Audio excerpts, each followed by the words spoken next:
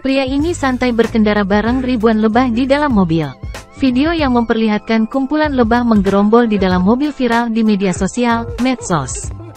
Video itu diunggah oleh akun Instagram @dramaojol.it. Dalam video yang dilihat Minggu, tanggal 9 April tahun 2023, tampak seorang pria tetap santai mengendarai mobil. Peristiwa itu direkam saat mobil sedang melaju. Lebah itu terlihat berada di atap dalam mobil sebelah kiri. Video yang merekam lebah berada di dalam mobil menuai berbagai respons warganet di kolom komentar.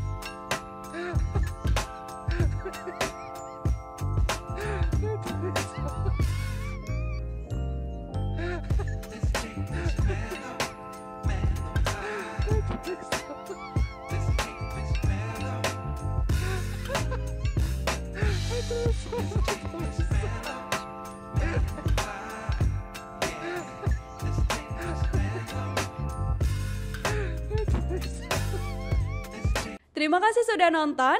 Jangan lupa like, subscribe, dan share ya.